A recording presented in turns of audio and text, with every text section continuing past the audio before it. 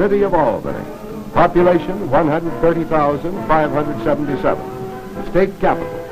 And jump-off point for one of the darndest, noisiest, thrill-producingest events ever to hit the American sports scene. It's the Albany to New York Outboard Marathon that draws these hop, skip, and jump artists from every corner of these United States. The Deep South couldn't be deep enough, and the Far West couldn't be far enough to keep the outboard daredevils from rallying to the call of another of these great racing classics. Yes, football may have its Rose Bowl, baseball its World Series, automobile racing its Indianapolis, but to outboard fans, the Albany Marathon tops them all. It's the big time of racing to the more than 300 hopefuls who are here to launch their craft at the Albany Yacht Club the day before the race. The pits look like an aquatic version of Grand Central Station as drivers, mechanics, and officials do what comes naturally in getting set for the longest, oldest, and largest motorboat race ever held. Back in 1928, when it was originated, the Albany Marathon was for racing hydroplanes powered by special racing motors. Since the war, however, it's been strictly stock, limited to the kind of boats and motors you use for fishing or for a spin around your favorite vacation lake. No, you don't have to be a millionaire to indulge in this grand sport of stock boat racing. With motors and boats priced within reach of all, it's everybody's racing and anybody's race. Check and double check is the pre-race order of the day as every driver works toward performance perfection. The $6,500 in pure coin of the realm that goes to the winners may account for some of their enthusiasm. Shades of John Paul Jones. Here's the 20th century reincarnation of Old Ironsides. May she live up to her name tomorrow when the Hudson fires its broadside of debris, stumps, and mud flats at her. There's many a helpful helpmate at Albany, too. Mrs. Michael Crane here journeyed all the way from Owasso, Michigan to serve as first-string mechanic for hubby Mike. Most makes and sizes of motors ought to be represented in the event. They're divided into 6 classes on the basis of cubic inches of piston displacement. That's the fairest possible index of power potential. Boat weight, in turn, is apportioned according to motor size. Class F is for the ponderous 60 cubic inch jobs, like this 50 horsepower motor. Class E is next with the 50 cubic inch variety, and this 33 horsepower motor is typical. A new class, Class D, was created especially for this first new large motor since before the war. A streamlined powerhouse is this new 25 horsepower Mercury Thunderbolt. Here's a 22 horse job assigned to Class C, where 30 cubic inches is the requirement. A fine all-purpose motor and veteran Albany prize winner as well, the 10 horsepower Mercury. It's entered in the 20 cubic inch B class. This 7.5 horsepower Mercury rocket is in the A class, where 15 cubic inches or under is the rule. Boats, too, must be of the stock variety. Displacement type family runabouts, say the rules, which means 2 or more permanent cross seats, no step, and such accessories as steering wheel and automatic safety throttle are musts. But enough of rules and regulations. Let's meet the people. Mechanic Zip Boland prefers semi-formal attire, derby and cigar for his hammer and wrench work. 6' 4" Charlie Mack from Hackensack. No Albany Marathon would be complete without him. On the distaff side is a 102-pound Dottie Mayer, who has a 2-year-old daughter rooting for her back in College Point, New York. Oldest driver in the race is interior decorator Emmanuel Travers. He's 62, and outboard racing is his hobby. Back home in Fort Wayne, Indiana, he's an oil truck skipper. Here at Albany, he's a red-hot outboard skipper. Herb Crosby taking his Mercury-powered runabout out for a not-so-dry run. Fast on the getaway are these trim utility hulls, and some of them hit as much as 40 miles an hour with the right combination of boat and motor. Jim Wilson of Buffalo takes his new runabout and Mercury Thunderbolt out for a shakedown cruise. Looks like Jim's a boy to watch in the lineup tomorrow. That's fast going. This, as these drivers put their outfits through test maneuvers, is a sample of the kind of spine-jolting action that packs every one of the long 136 miles from Albany to 72nd Street, New York. It's rough riding in rough water. Jumping the wake of the camera boat may seem like a wacky way of whiling away a Saturday afternoon, but it's all part of getting set for tomorrow as far as these boys are concerned.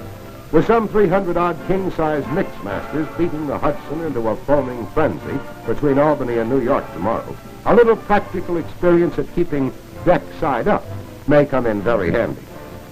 There are thrills aplenty to this sport of stockboat racing, which has really come into its own since the war.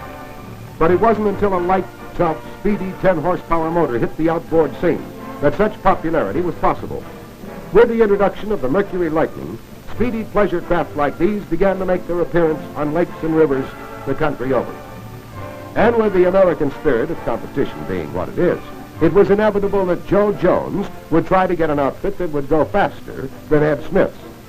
Soon, stockboat racing circuits and clubs were springing up everywhere. Many of these drivers here at Albany are veterans of just such local racing activity.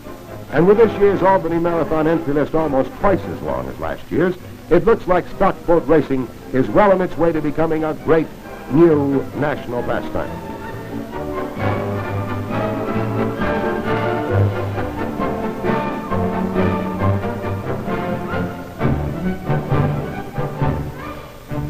Sunday morning, June 12th, dawn of the 17th annual running of the Great Albany to New York Marathon. Day of a lifetime for the more than 300 drivers and their mechanics who are down to the pits early to see that all is in readiness for the big event. Last-minute chores are attended to. Official numbers are painted on. Fuel tanks are filled. Final adjustments made on motors and controls. And here and there a huddle of drivers feeling the pressure of the big moment try to talk and joke away their jangled nerves. Here's one set of jangle-proof nerves displayed, though, as this driver catnaps before the race. There ought to be two starts, the big boats getting away at 8:45 and small boats classes A, B, and C following at 9:30.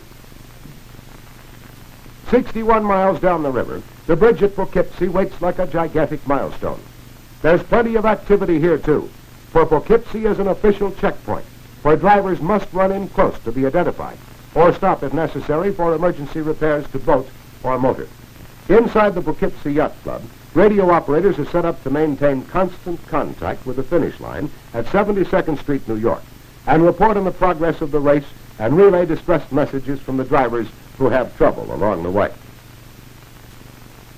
Back at Albany, crowds packed the shoreline to see the start of the biggest motorboat race in all history. And it's just about that time now. For upriver, the big boats are massed for the first start, impatiently circling and jockeying for position, throttle hands itching to pour the power on the instant the warning flag shows. Here's what they've been waiting for. The warning flag waves. Every throttle is jammed wide open as they gun for the starting line in a mass sweep. And it's a good start. The first boat crossing the line with the crack of the gun, and right in its wake comes wave after wave of furiously charging craft. 150 strong, they roar past. The mighty motors join in a thundering battle hymn as drivers call for all the power they have to give, all making a desperate effort to break into the lead that means smooth water and top speed.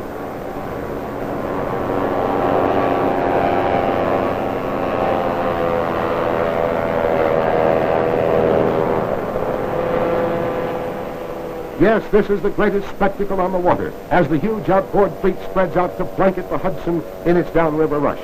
More than 5,000 horsepower is turned loose in a collective blast that rips the river surface into a shredded patchwork of foam and spray. 136 debris and obstacle-laden miles ahead lies the finish line, a real endurance test, not only for boats and motors, but for the men who drive them as well. Old Man Hudson will take his toll today. There are mud flats waiting for the daredevils who cut the corners too close, driftwood hiding in the waves, and the wash that can smash in a boat bottom.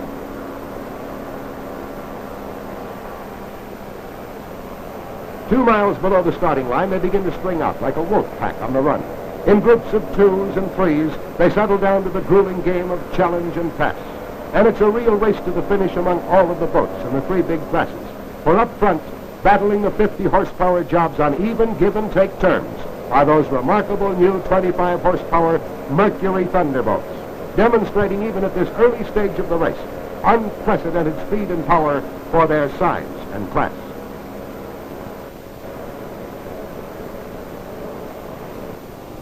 As the big boats speed toward Poughkeepsie, back at Albany, the crowd stands by for the second start.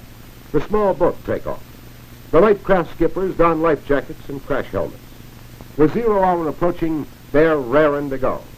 One by one, they start their motors and head upriver, there to circle in the shadow of the Albany Railroad Bridge till the starter's clock begins its 60-second trip that ends with the roar of the cannon.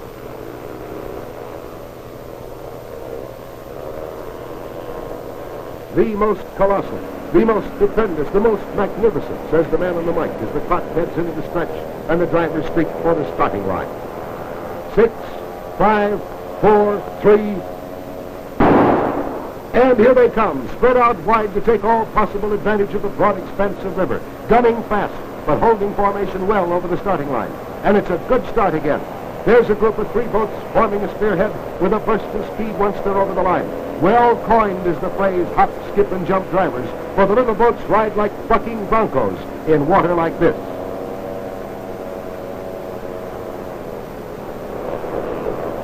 Looking down from the vantage point of the bridge, it's easy to see why 2 starts are necessary.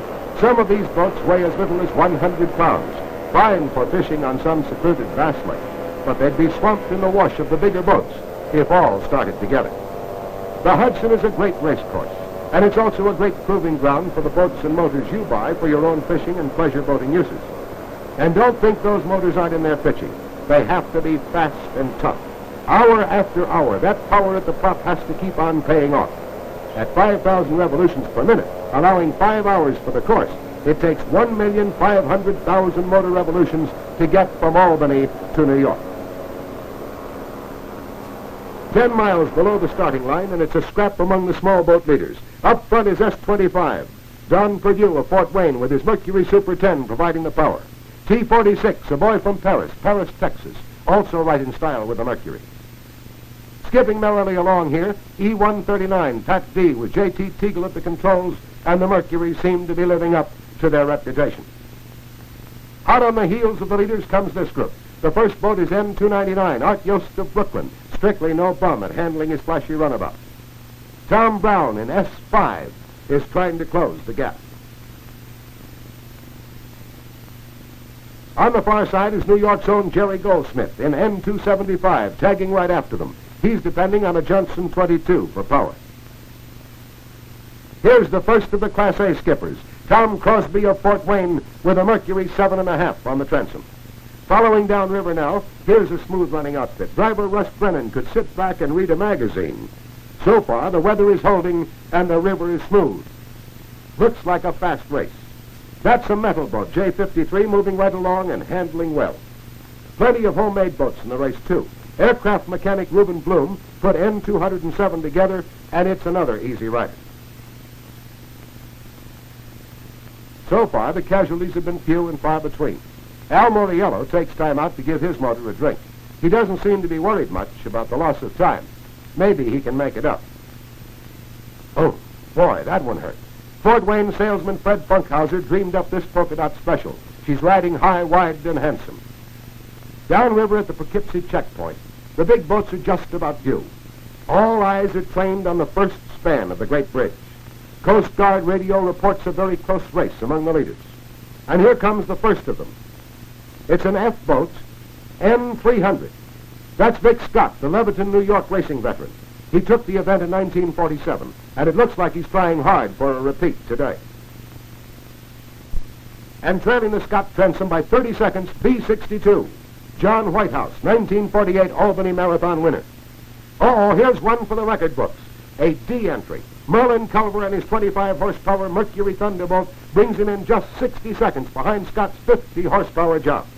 Inside the yacht club, the radio operator keeps the airwaves crackling with his first reports on the lead boats as the recorder feeds him the latest facts and figures. 015 would be J.R. Sharp. He came all the way from Tulsa to do his stuff here today.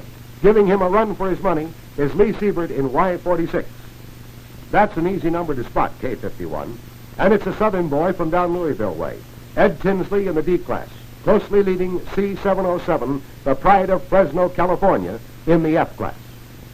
The timer's clock reads 10:37 now, as N224 flashes over. It's Gentleman Jimmy Wilson, Buffalo restaurant manager, dishing up some fancy time with his Class D outfit. Neat but not gaudy is this trim blue and white job N192. George Sweet of Daytona Beach is at the wheel. Michigan champ Bill Barry in M150 shows the way to Renzuela driving D46. And here's something worth noting. 8 of the first 13 boats through were Mercury 25s, giving away a 100 horsepower advantage to the F boats. Here comes trouble. The first boat into the dock at Poughkeepsie with problems is N270. Minutes are precious, and the troubleshooters at Johnny on the spot, ready to lend a helping hand. They have to be fast to keep their decks cleared for action. Business at the dock picks up as others follow suit. N245, John Schubert, comes in to refuel. No mean assignment is this job of playing nursemaid to more than 300 boats and motors over a 136-mile stretch of river. It's up to the Marathon Committee to coordinate the assistance generously offered by Coast Guard, boat organizations, and private individuals.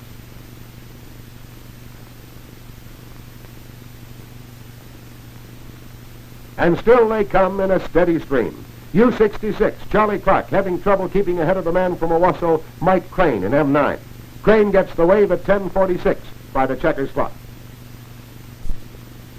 The 75-mile stretch from Poughkeepsie to New York is where we can expect the real story of the race to be told.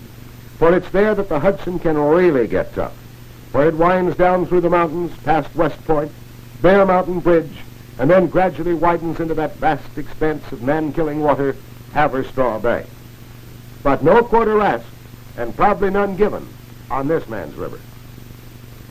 More of the big boats, a brace of Mercuries, Eckenroot and S-51, Ford and B-59, struggling for an advantage as they race past the dock. And here's a candidate for one of the 10 least desirable jobs in the United States, that of keeping the record straight on the boats that pass and the time of passing. It's a big job. With many of the first starters present and accounted for, the spotter is keeping a sharp lookout for the first of the A, B, and C boats. With smooth water reported all the way from Albany to Poughkeepsie, they should be making good time. And here come some of them now. The leaders are averaging about 30 miles an hour, which is fast time for these classes. But the worst is yet to come. A radio news flash just received has it that there's a strong headwind kicking up in Haverstraw Bay. That, coupled with an incoming tide, spells a rough go to the finish line for some of the frail runabouts. Watching this steady stream of boats coming by under Mercury power, we are mindful of the fact that 2 years ago, only one Mercury was entered in the Albany Marathon, a 10-horsepower Lightning that demonstrated such outstanding speed and endurance characteristics in winning its class, that today a grand total of 140 Mercuries are participating. Almost half of the drivers in the race elected to rely on Mercury horsepower to pay off at the finish line. Fast? Just look at them go. Can they take it? Thousands of hours on endurance tests prove that. Can they dish it out? Well, let's check the finish line for an answer to that one. At 72nd Street, New York, just 136 miles from the starting line, the crowd is waiting impatiently. They've heard the race reports coming in. Now they want action. And here comes the first of it. First to get the checkered flag is Vic Scott, Leviton, New York aeroplane inspector who knows the course like a book. Scott lost the lead to Culver and Whitehouse at Hudson, regained it above Poughkeepsie, and from there on it was nip and tuck until Whitehouse went out with motor trouble and Culver's boat was damaged. It's 12:25. Another boat is reported coming in. We should have an E-winner here in just a minute. Here he comes, and it's not an E-boat, it's a Class D entry, N224, the racing restaurant manager from Buffalo, Jim Wilson, in his That's All. And that is all, brother. Wilson, using a 25-horsepower Mercury Thunderbolt, flashes over the finish line ahead of 54 of the 57 starters in the 50-horsepower class. Beats all 38 starters in the 33-horsepower class. He averages 34 7/10 miles per hour for the trip. And that's nice going, Mr. Wilson. 8 minutes behind Jimmy Wilson, here at last comes an E-winner. Wilfred Rogers gets the flag at 12:37. Crowding Wilson for honors in Class D come a pair of champs. Bill Barry in M150 leads, with Bobby Meyer of Kansas City 20 seconds behind in Y30. And here come the Thunderbolts on parade. This 25-horsepower Mercury engine, making its debut here today, has a revolutionary new construction principle.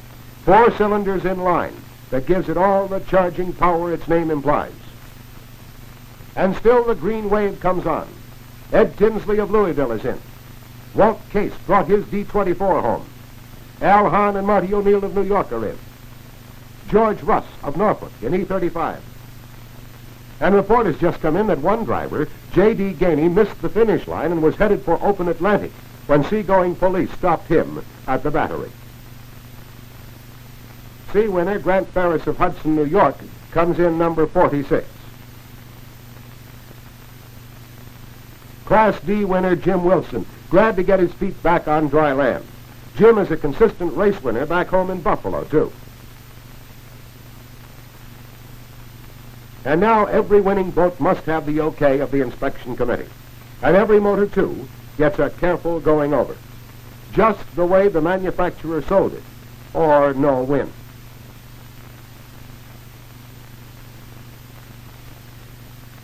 And now the crowd spotted the first of the B-boats. H-53.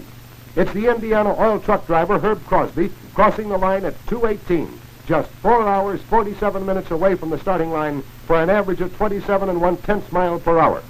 His Mercury 10 brings him in ahead of 53 of the 58 starters in the 22-horsepower class, and he beats out a total of 66 of the 33 to 50 horsepower starters. And boy, is he glad to be here. Life on an oil truck was never like this. Another Class B entry, S-25, Don Perdue of Fort Wayne. He got off to a good start and held his position most of the way. Number 3 man in Class B, Les Carter of East Rockaway, New York, crossing the finish line 13 minutes after Perdue, and he idles up to the dock in the money. These Mercuries are built to take the toughest operating conditions. Anti-friction bearing construction is much responsible for their speed and toughness. Full joule power, the manufacturer calls it. First in Mercury, in every Mercury, and only in Mercury. Race officials busily tabulate results. All but the A-boats are in. 137th boat over the line, but still placing in its class, Class A, N-279 Keith Wister with his 7.5 horsepower Mercury, bringing him home in the money. And so it goes. And it's all over but the long trip home for 300 race-weary drivers. But the real spirit of the Albany Marathon was voiced by a driver forced out along the way. He said, "Long, rough ride. See you next year."